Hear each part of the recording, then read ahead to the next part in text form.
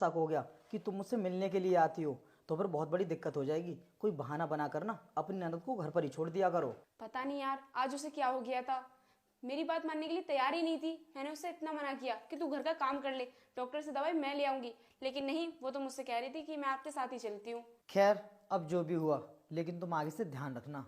ठीक है, तुम ना दवाई देने के बहाने मेरे घर पर ही आ जाया करो, इससे किसी को शक भी नहीं होगा और हम आराम से मिल भी लिया करेंगे। अनुष्का, अगर मैं तुम्हारे घर पर दवाई देने के लिए गया तो मेरी बीवी मुझ पर शक करने लगेगी, क्योंकि मैं आज तक किसी के घर पर दवाई देने के लिए नहीं गया हूँ। और उसको हमारे बारे में पता चल गया ना कि मैं तुमसे मिलने के लिए आता हूँ, तो हमारा मिलना हमेशा हमेशा के लिए बंद हो जाएगा। इसलिए जैसा चल रहा है वैसे ही चलने दो, इसी में अच्छा है। हाँ, बात तो तुम बिल्कुल सही कह रहे हो। मैं तुम्हारे हॉस्पिटल आऊँ या तुम मेरे घर आओ, बात तो एक ही है। अनुष्का, हो गया तुम्हारा अल्ट्रासाउंड? वैसे अल्ट्रासाउंड करने की जगह तो बहुत अच्छी है। क्या प्रॉब्लम बताई डॉक्टर साहब ने? अरे रोहित, तुम यहाँ पर, तुम बॉर्डर से कब आए? बस अभी अभी आया हूँ। आरती मुझे बता रही थी कि आजकल तुम्हें कुछ ज्यादा ही समस्या रह रही है। हाँ रोहित, कभी कभी सर में दर्द होता है तो कभी पेट में दर्द होता है और कभी कभी तो चक्कर भी आ जाते हैं। अरे फिर तो बहुत ही क्रिटिकल कंडीशन है तुम्हारी, और मुझे लगता है इन सब का इलाज करने में डॉक्टर साहब को कम से कम 2-3 महीने तो लग ही जाएंगे।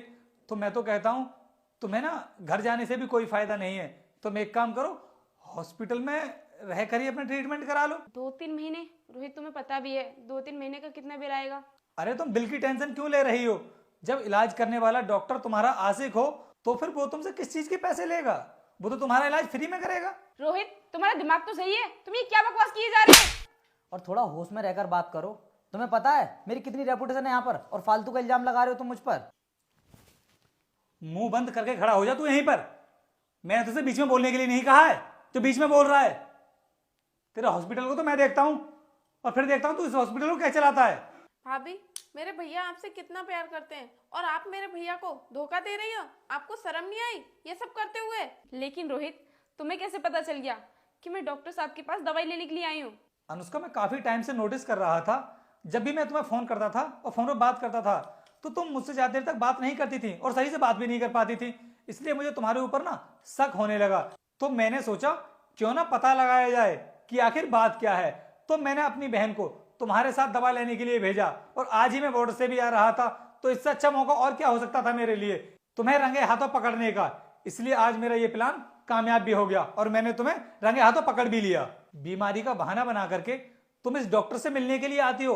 अनुष्का, ये सब करते हुए तुम बिल्कुल भी शर्म नहीं आई? तुमने एक बार के लिए ये भी नहीं सोचा कि अगर बाहर के लोगों को